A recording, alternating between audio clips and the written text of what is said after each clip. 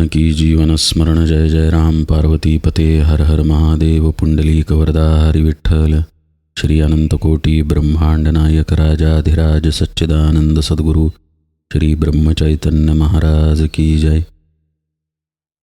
श्री महाराजांच्या सेवेमध्ये आपण दासबोधाची उजळणी पाहतोय आणि 8व्या दशकातील 8वा समास आत्मदर्शन पाहताना समर्थ एक शंका घेऊन किंवा एक विकल्प सांगून त्याचंच उत्तर द्यायला लागले. पूर्णपणे सद्गुरू जो काही बोध करतात मग तो शिष्यानं कसा धरायचा वगैरे विवरण केल्यानंतर समर्थांनी सांगितलं, देहासी होईल अंत मग मी पावेन अनंत ऐसे बोलणे निभ्रांत मानूची नाही. म्हणजे सद्गुरूंकडून उपदेश घेणं हे याची देही याची डोळाच करायचं आहे. बरं, त्या उपदेशाला धरणं म्हणजे सद्गुरूपदिष्ट साधनेमध्ये राहणं, सद्गुरू वाक्याच्या वचनाच्या चिंतन मननात राहणं हे पण याची देही याची डोळाच करायचं आहे. समर्थ म्हणतात, देहाला अंत आला की मग मला ब्रह्मप्राप्ती होईल असं म्हणणं वेडेपणाचं आहे. आता असं प्रत्यक्षात इथं म्हटलेलं नाही श्रोत्यानं, पण हा विकल्प घेऊन समर्थांनी त्याचं उत्तर दिलेलं आहे. ते म्हणतात, एक मूर्ख ऐसे म्हणती माया नासेल कल्पांती मग आम्हास ब्रह्मप्राप्ती येरवी नाही. मायेसी होईल कल्पांत अथवा देहासी येईल अंत तेव्हा पावेन निवांत परब्रह्म मी. समर्थ म्हणतायत की काही मूर्ख लोक असतात जे असं म्हणतात की प्रलय काळी सगळी माया पण नाहीशी होईल, मग ती नाश पावली की आम्हाला ब्रह्मप्राप्ती होईल, एरवी होणार नाही. किंवा असं म्हणतात की कधीतरी कल्पांती माया नाश पावेल आणि देहही नाश पावेल, दोघेही नाश पावले की आपण परब्रह्मच आहोत. हे बोलणे अप्रमाण, ऐसे नव्हे समाधान, समाधानाचे लक्षण वेगळेची असे. हे समर्थ स्पष्ट करतायत की या बोलण्याला काही अर्थ नाही. कधीतरी देहाचा अंत होईल आणि मग माया नाश पावेल आणि मग तेव्हा मला ब्रह्मप्राप्ती होईल, हे काही खरं समाधानाचं बोलणं नाही, समाधानाचं लक्षण नाही. समाधानाचं लक्षण वेगळंच आहे असं समर्थ सांगून पुढे म्हणतात, सैन्य अवघेची मरावे मग राज्यपद प्राप्त व्हावे, सैन्य असताची राज्य करावे हे कळेना. मर्म सांगितलं समर्थांनी. सगळं सैन्य मरून गेल्यानंतर म्हणजे सैन्यासकट राज्यातील सगळी लोक मरून गेल्यानंतर मग राज्य करून काय उपयोग? ते सैन्य असतानाच राज्याचा उपभोग घेतला गेला पाहिजे, हे अशा वेड्या लोकांना कळत नाही असं समर्थ म्हणतायत. समर्थांना हे सुचवायचं आहे की देहात असतानाच विदेही झालं पाहिजे, मायेमध्ये असतानाच मायेचा निराश झाला पाहिजे. आणि तेच त्यांनी पुढं सांगितलंय पहा, माया असोनीच नाही देह असताच विदेही ऐसे समाधान काही ओळखावे. आता हा विषय आपण सूक्ष्मतेनं समजून घेऊया. काटा काढण्यासाठी काट्याचा वापर करावा लागतो आणि मग काढल्यानंतर मात्र दोन्ही काटे फेकून द्यावे लागतात. ज्या काट्यानं काटा काढलेला आहे त्या काट्याला जपून ठेवायचं नाही आहे, टाकून द्यायचं आहे. पण हे घडणं जाणीवेच्या पातळीवर करावं लागतं परमार्थामध्ये, कारण हा काटा दृश्य नाही. ज्यानं काढायचा तो काटा पण दृश्य नाही. ज्या काट्यानं आपण देहबुद्धीचा काटा काढणार तो आहे गुरुवाक्याचा काटा, साधनेचा काटा. दोन्हीही काटेच. साधनेमुळं देहबुद्धी निघते, पण साधनेमध्ये जर मी ठेवला तर ज्या काट्यानं देहबुद्धीचा काटा काढला तो काटा आपण जपून ठेवला. देहबुद्धी जर साधनेमध्ये नसेल तर साधनेचा काटाही बाजूला जातो. म्हणजे साधन राहतं पण मीपणानं राहत नाही. साधक देहबुद्धीच्या पलीकडे जातो. अशा वेळी त्याचा देह आहे तिथे आहे, त्याच्या देहाच्या गरजा पण आहे तिथे आहेत. नीट लक्ष देऊन ऐका बरं का. संतांना तहान लागत नाही का? भूक लागत नाही का? संत वस्त्र परिधान करत नाहीत का? हे सगळं काही संतही करतात, आपणही करतो. पण संत देह असताच विदेही झालेले असतात, म्हणून त्याचा परिणाम त्यांना होत नाही. समर्थांनी दृष्टांत दिलाय पहा. राज्यपद हातासी आले मग परिवारे काय केले, परिवारा देखता राज्य गेले हे तो घडेना. आता तो राजा झाला तर त्याचा जो काही परिवार आहे त्यानं काय बिघडवलं? काहीच नाही. त्याचं सैन्य आहे, कुटुंब आहे, प्रजा आहे, सगळं काही आहे. आता समजा त्याचं लक्ष सैन्याकडे गेलं, परिवाराकडे गेलं किंवा राज्यातील लोकांकडे गेलं तरी त्याच्या राज्यपदाला काही फरक पडत नाही. म्हणजे राजा असूनही तो सैन्याचा व्यवहार पाहूच शकतो ना. तसं जो ज्ञानी आहे, जो संत आहे, जो देहीच विदेही झालेला आहे, तो दृश्यामध्ये राहतो, पण दृश्याचा प्रभाव त्याच्यावरती होत नाही. प्राप्त झाली आत्मज्ञान, तैसे दृश्य देहभान, दृष्टी पडता समाधान जाणार नाही. म्हणजे ज्यानं देहात असतानाच सद्गुरुपदिष्ट साधना करून स्वतःची ओळख करून घेतली, आत्मज्ञान प्राप्त करून घेतलं, त्याला प्रपंच सोडून कुठेही जावं लागत नाही, देह सोडून कुठेही जावं लागत नाही. जरी तो दृश्यात असला तरी त्या दृश्याचा परिणाम त्याच्यावरती होत नाही. समर्थ हे आपल्याला अशासाठी सांगतायत कारण आपण संत वचनांचा विपर्यास करतो. आता सांगितलं ना समर्थांनी की देहबुद्धी गेल्याशिवाय ज्ञान प्राप्त नाही. मग चला, कधीतरी देह पडणार आहे, मग देहबुद्धी टिकणारच नाही, माया पण राहणार नाही, तेव्हा ब्रह्मप्राप्ती होईल, असा आपण विपर्यास काढतो. समर्थ आपल्याला समजावून सांगतायत की हे सगळं असतानाच आपल्याला साधना करायची आहे. आता जेव्हा आपण सद्गुरूंना शरण जाणार तेव्हा आपल्यापाशी देहबुद्धी आहेच की. पण अहो, देहबुद्धी तर कामाची नाही, तिचा त्याग झाला पाहिजे, मग तीच घेऊन सद्गुरूंकडं कसं जायचं, असा विपर्यास करून चालणार नाही. ती घेऊनच सद्गुरूंकडं जावं लागतं, कारण त्याच्या निरसनासाठीच सद्गुरू साधना देतात. बरं, ती साधना दिल्यानंतर सुद्धा देहबुद्धी असतेच. देहबुद्धीतूनच ती साधना घेतली जाते, दिलेली मात्र असते आत्मबुद्धीतून. कारण सद्गुरू आत्मतत्वामध्ये आहेत, ते आत्मस्वरूपातून साधना देतात आणि आपण देहबुद्धीवरती ती ग्रहण करतो. पायात काटा मोडलेला आहे, आपण लंगडत आहे, तरीही आपण दुसरा काटाच शोधतो, कारण मग तोच आपण पायात घुसवू आणि अगोदरच्या घुसलेल्या काट्याला काढून टाकू. अशी जाणीवेनं देहबुद्धीनंच साधना धरावी लागते धरताना. मात्र एकदा साधना करायला लागल्यानंतर तिथे देहबुद्धीचा विसर झाला पाहिजे. जसं आपण मागच्या निरूपणात पाहिलं, बुद्धीमध्ये निश्चय करावा लागेल की साधनेला बसणार, मनामध्ये विचार करावा लागेल, मन, बुद्धी, चित्त यांचा वापर करून सद्गुरू वचनाचं चिंतन करावं लागेल. पण हे सगळं करताना आता एकदा आपण त्या चिंतनात मुरायला लागलो की मग सगळ्याला विसरायचं. मग आडवे येणारे विचार जर आपण धरून ठेवले तर पुन्हा मनावरती राहिलो. साधनेमधून काही अपेक्षा ठेवल्या तर पुन्हा आपण मनावरती राहिलो. अनुभवाची प्रतीक्षा ठेवली तर पुन्हा आपण मनावरती राहिलो. हे सगळं टाळायचं. आडवं येणारं मन, आडवं येणारं चित्त बाजूला करत करत साधनेमध्ये मुरत जायचं. अशानं काय होईल, साधनेच्या काट्यानं देहबुद्धीचा काटा निघून जाईल. आता तो निघून गेला की साधनेचा काटा तिथं शिल्लक आहे, तोही आपण मीपणानं टाकून द्यायचा. म्हणजे या साधनेमध्ये कर्त्या भावानं कुठल्याही परिस्थितीत राहायचं नाही.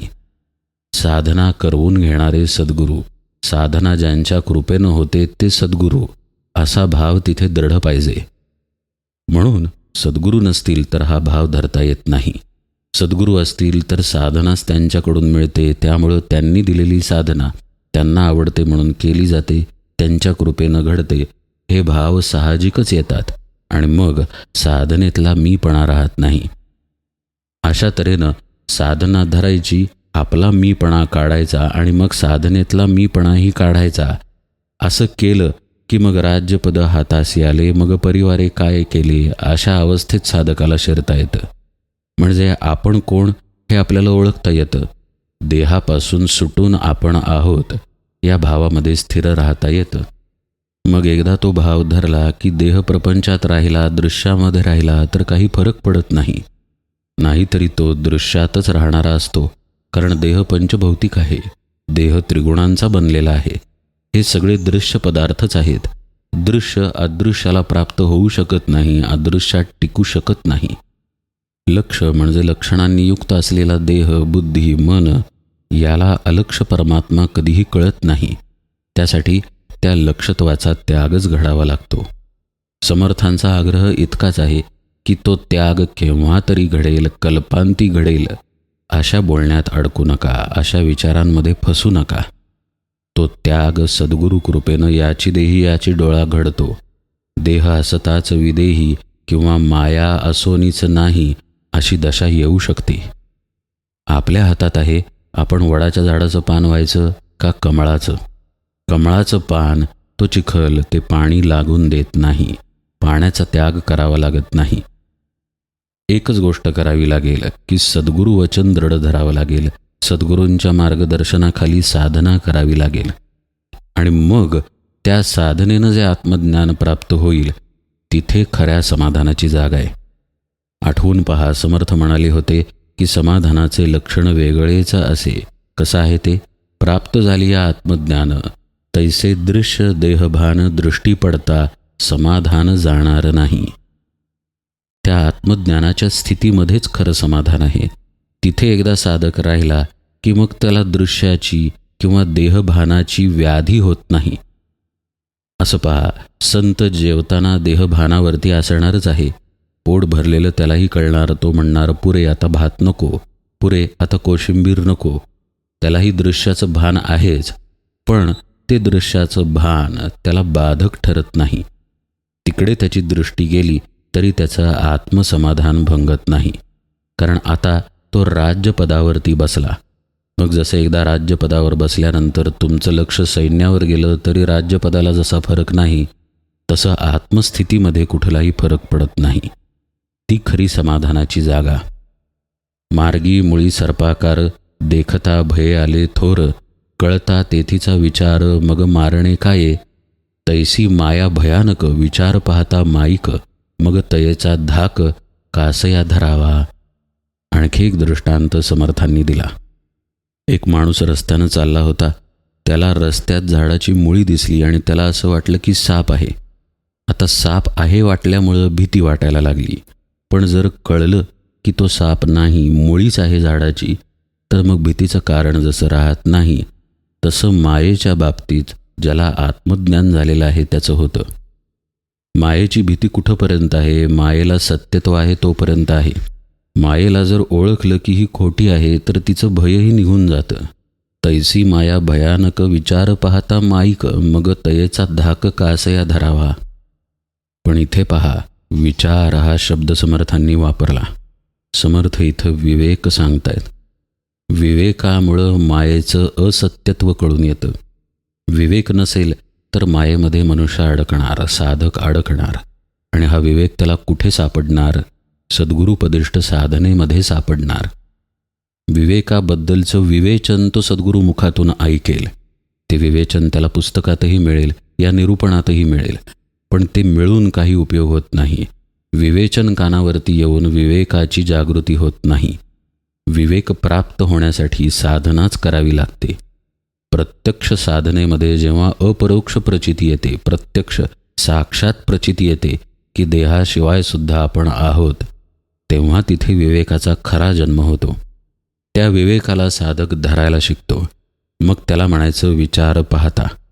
असं जेव्हा घडतं साधकाचं, तेव्हा मग माया बाजूला सारली जाते. आता हे मायेला बाजूला सारणं काही स्थूल रूपानं होत नाही. असत्यत्व मायेचं कळल्यामुळं आपोआपच ती बाजूला सारली जाते. जसं थोडासा उजेड पडला आणि लक्षात आलं की अरे हा साप नाही, ही तर झाडाची मुळी आहे, मग भीती निघून गेली. तसं आत्मप्रकाशामध्ये साधकाचं होतं. देखता मृगजळाचे पूर, म्हणे कैसा पावो पैल पार, कळता तेथीचा विचार साकडे कैसे. आणखी एक दृष्टांत. पूर दिसला डोळ्याला आणि मग विचार आला की बापरे, पुराच्या पलीकडं कसं जायचं. पण तो मृगजळाचा पूर होता. मृगजळ खोटंच आहे, भास आहे. भास आहे हे लक्षात आल्यानंतर संकटही राहिलं नाही. देखता स्वप्न भयानक, स्वप्नी वाटे परमधाक, जागृती आलिया साशंक कासया भावे. तथापि माया कल्पनेसी दिसे, आपण कल्पनेतीत असे, तेथे उद्वेग काहीसे निर्विकल्पासी. अतिशय सोपं करून अतिशय स्पष्टपणे समर्थांनी ही स्थिती सांगितलेली आहे. एकदा मृगजळाचा दृष्टांत दिला, एकदा सापाचा जो भास झाला त्याचा दृष्टांत दिला, एकदा राजा, राज्यपद, सैन्य याचा दृष्टांत दिला. तर आता स्वप्नाचा देत आहेत. कितीही भयानक स्वप्न पडलं, त्यामुळं आपल्याला कितीही भीती वाटली, तरी जोपर्यंत आपण झोपलेलो आहे तोपर्यंतच ती भीती. जागृती आली साशंक कासया व्हावे. जाग आल्यानंतर आता त्या भीतीबद्दल किंवा त्या भीतीदायक स्वप्नाबद्दल विचार करून काय उपयोग आहे? तो अनुभव संपुष्टात आला. तथापि माया कल्पनेसी दिसे असं समर्थ म्हणतात. हे कसं आहे, दृष्टांत जेव्हा आपण वापरलेत तेव्हा ते विषय कळावा म्हणून वापरलेत. झोपी आपण जातो म्हणून आपल्याला स्वप्न पडतं, पण इथे आपण कल्पनेनंच झोप आणलेली आहे म्हणून माया सत्य वाटत आहे. कल्पनेचा विस्तार आपण करतो, स्वतः कल्पना करतो आणि मग आपण स्वतःच त्या कल्पनेपोटी घाबरायला लागतो. असत्य असलेली गोष्ट कल्पनेनं आपण सत्य करून ठेवलेली आहे. हा मायेचा प्रताप आहे. निद्रेचं किंवा स्वप्नाचं उदाहरण आपल्याला पटतं खरं, पण ती निद्रा, ते स्वप्न कसं आहे, आपण रोज भोगतो आणि त्यातून रोज बाहेर येतो. पण आपली मूळ जी कल्पना आहे देहबुद्धीची, त्यातून असं बाहेर पडता येत नाही, कारण आपणच ती जाणीवपूर्वक धरलेली आहे. त्यामुळे साहजिकच आपल्यालाच जाणीवपूर्वक दुसऱ्या कल्पनेला धरावं लागेल की अहम आत्मा. पहा बरं का, अहम आत्मा ही सुद्धा कल्पनाच आहे. हे सुद्धा खरं म्हणजे मायेचंच स्वरूप आहे. पुन्हा पूर्वीचा विषय आठवायचा, काट्यानंच काटा काढावा लागतो. तसं आपण जाणून बुजून माया धरलेली आहे आणि जाणून बुजून त्या कल्पनेमध्ये अडकून स्वतः घाबरत आहे. प्रत्यक्षात इथे असं काहीही नाही. आपण कोण आहे? आपण कल्पनेतीत असे. समर्थ म्हणतात, आपलं स्वरूप हे या कल्पनेच्या पलीकडचं आहे. म्हणजे आपल्या स्वरूपापाशी कुठलाही विकार नाही, आपल्या स्वरूपापाशी कुठलाही अनुभव नाही. सुख दुःख, मान अपमान, निंदा स्तुती याचे स्पर्श आपल्या स्वरूपाला नाहीत. पण पहा, आपल्या आत डोकावून पाहिलं तर आपल्या लक्षात येईल की आपल्याला या सगळ्याचे स्पर्श आहेत. म्हणजे आपण जे नाही ते होऊन बसलेलो आहे. हेच मायेचं कर्तृत्व. सद्गुरुपदिष्ट साधनेमध्ये आपल्याला खरी जाग येते. आपण कल्पनेतीत आहोत हे साधकाला साक्षात जाणवतं. मग समर्थ म्हणतात की जसं जाग आल्यानंतर स्वप्नाचं भय शिल्लक राहत नाही, तसं आपण कोण हे साधनेमध्ये लक्षात आलं की मग कल्पनेचं किंवा मायेचं भय शिल्लक राहत नाही. माया तशीच राहते बरं का, हे लक्षात ठेवा. माया जात नाही, पण तिचा निराश होतो म्हणजे तिचं स्वरूप कळतं, तिचा खोटेपणा कळतो. मग ती असली म्हणून बिघडलं कुठे? ती असणारच, कारण आपल्याला देह प्राप्त आहे. त्यामुळं देह मायेमध्ये राहतो आणि माया देहाला अनुभवाला येते. आपण मात्र देहातीत होऊन निर्विकल्प स्थितीमध्ये राहतो. समर्थ म्हणतात, तेथे उद्वेग काहीसे निर्विकल्पासी. अंतिमती तेची गती ऐसे सर्वत्र बोलती, तुझा अंती तुझी प्राप्ती सहजीच झाली. पूर्वापार चालत आलेली एक म्हण आहे की अंते मती सागती, म्हणजे अंतकाळी मनाची जी अवस्था असते तसंच मेल्यानंतर गती प्राप्त होते. समर्थ म्हणतात, हे जर खरं आहे तर मी आत्मा अशा गतीमध्ये जर आपण असू तर आत्मस्वरूपाकारच होऊन जाऊ ना. म्हणजे काय, त्या आत्मविचारानंच आपल्या देहबुद्धीचा अंत होईल. हीच खरी मुळातील आणि मुख्य साधना आहे. वेदांतामध्ये चिंतने चिंतने तद्रूपता ही जी साधना मुख्य सांगितली आहे त्याचाच उल्लेख इथं समर्थांनी केला आहे. चिंतनच शेवटी साधकाला धरावं लागतं की अहम आत्मा. ज्या काट्यानं काटा काढायचा तो काटा नीटच धरावा लागतो ना. समजा डॉक्टर ऑपरेशन करत आहे, काही आयुधं वापरून शरीराला फाडत आहे, पण ती आयुधच डॉक्टरनं नीट पकडली नाहीत तर मग त्याला ऑपरेशनच करता येणार नाही. म्हणजे सद्गुरूंनी दिलेला बोध नीटपणे धरावा लागतो. अहम आत्मा हे वचन दृढ धरावं लागतं. त्याच्या चिंतनात आपण मुरलो की आपल्या देहबुद्धीचा अंत झालाच म्हणून समजा. आणि हा झाला की मग तिथे आपोआपच स्वरूपप्राप्ती आहे. स्वरूपप्राप्ती आहे म्हणजेच काय, आपल्या देहबुद्धीचा अंत आहे. म्हणून समर्थ म्हणतात, तुझा अंती तुझी प्राप्ती सहजीच झाली. यासाठी वेगळी कुठलीही खटपट करावी लागत नाही.